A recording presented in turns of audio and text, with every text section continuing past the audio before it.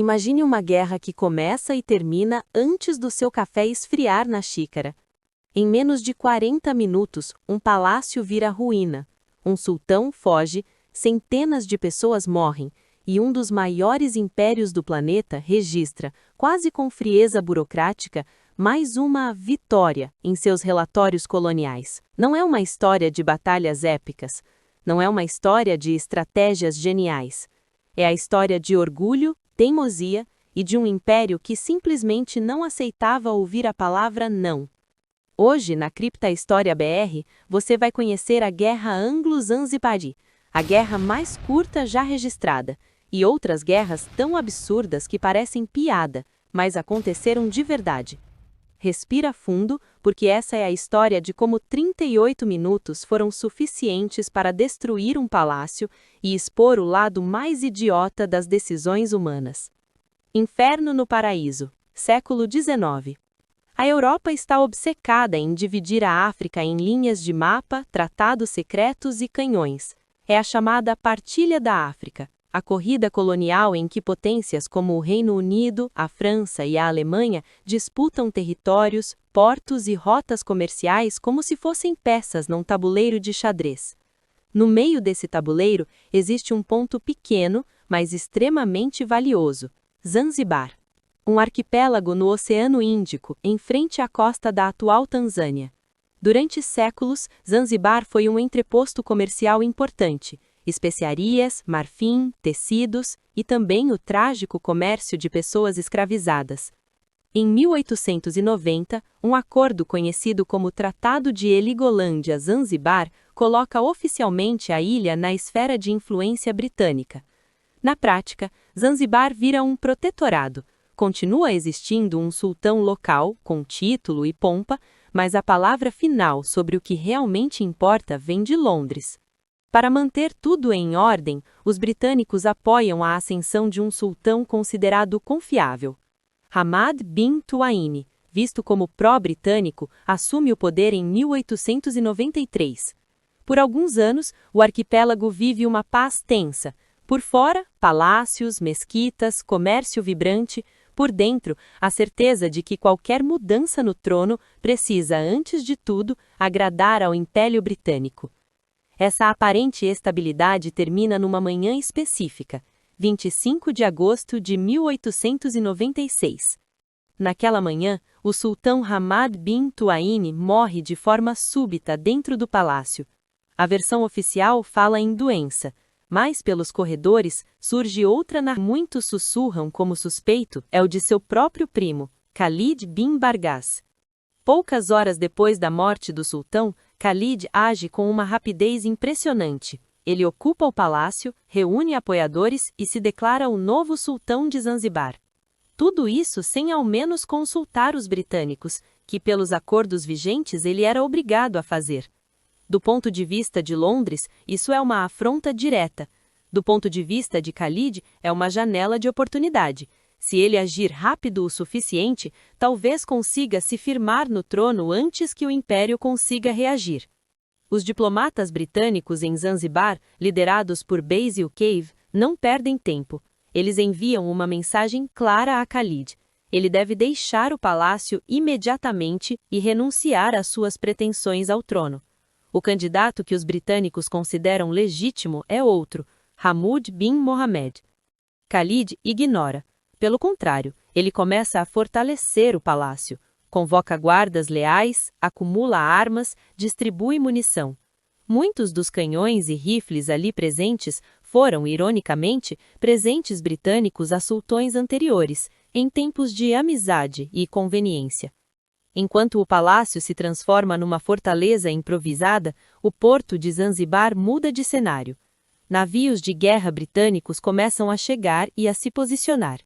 De um lado, o sultão autoproclamado Khalid, com cerca de 2.800 homens, alguns canhões e a embarcação real, HHS Glasgow.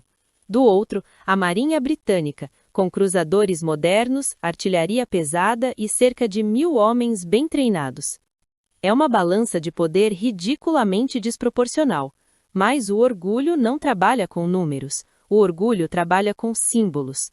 Para Khalid, recuar agora seria admitir, perante a população e perante a história, que Zanzibar não é um sultanato de verdade, e sim um escritório colonial com decoração árabe. À medida que os navios britânicos se aproximam, chega o momento do ultimato. Na véspera do confronto, Basil Cave envia um documento formal a Khalid. Nele está escrito, em termos diplomáticos, o seguinte: se até às 9 horas da manhã do dia 27 de agosto de 1896 ele não abandonar o palácio e não renunciar, os britânicos abrirão fogo.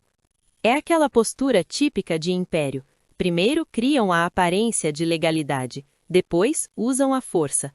A mensagem dos britânicos é cristalina: nós temos mais canhões, mais navios e mais tempo. Você tem algumas horas para desistir. Khalid responde com silêncio, e com mais sacos de areia nas janelas do palácio. Chega a manhã de 27 de agosto. No porto, pelo menos 3 grandes navios britânicos já estão posicionados: o HMS St. George, o HMS Philomel e o HMS Raycon, além de outras embarcações menores. No palácio, os homens de Khalid se distribuem atrás de canhões e metralhadoras. Eles sabem que a diferença de poder é enorme, mas contam com algo que às vezes é tão forte quanto a pólvora: a ilusão de que a coragem compensa tudo. Às 8 horas, a cidade está em estado de nervos. Comerciantes fecham suas lojas, moradores tentam escapar das redondezas do palácio, gritos, correria, medo no ar. Às 8h55, a tensão é quase física. Nos convéses dos navios, oficiais checam coordenadas e esperam o horário marcado.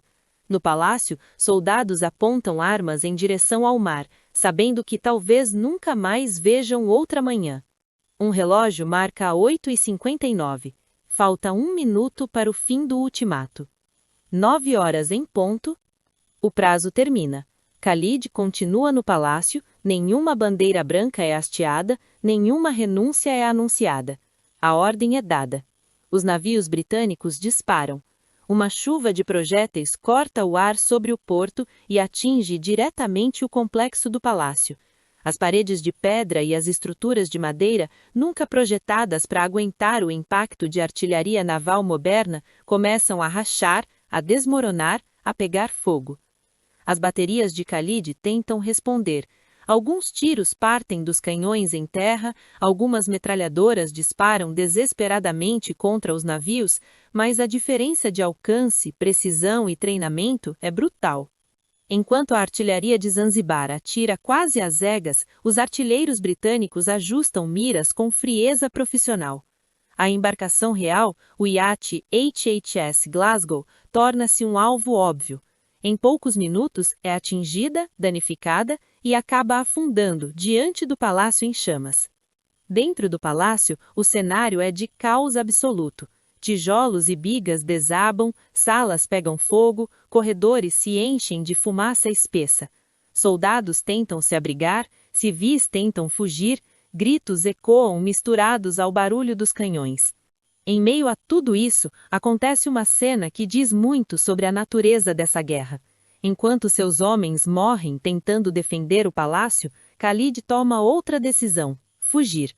Ele abandona seus homens, seus apoiadores e o próprio símbolo do poder que ele tanto quis. Deixa o palácio às pressas e corre em direção ao consulado alemão, onde mais tarde receberá asilo. Do lado britânico, os danos são quase inexistentes. Registros falam apenas em um marinheiro ferido. Do lado de Zanzibar, as estimativas falam em cerca de 500 mortos ou feridos, incluindo civis. Um número chocante para uma guerra que dura menos que uma aula de escola. Por volta das 9 horas e 38 minutos, os canhões se calam. O palácio está praticamente em ruínas. As forças de Khalid foram dispersas ou destruídas. O sultão autoproclamado está em fuga, e a bandeira britânica continua onde sempre quis estar, no ponto mais alto. A guerra anglo-zanzibari entra na história com uma marca quase inacreditável, algo entre 38 e 45 minutos de duração, dependendo da fonte. É oficialmente a guerra mais curta já registrada. 38 minutos de fogo, 38 minutos de caos, 38 minutos de orgulho e vergonha.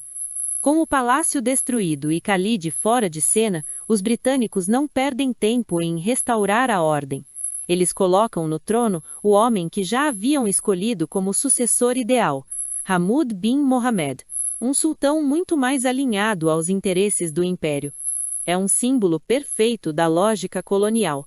O mesmo poder que bombardeia o palácio agora decide quem senta nas cadeiras que restaram. Oficialmente, Zanzibar continua sendo um sultanato. Na prática, a mensagem é óbvia. Quem realmente manda é a marinha que consegue destruir o coração do poder local em meia hora. A guerra, que começou e terminou em menos de uma hora, reforça, por décadas, o papel de Zanzibar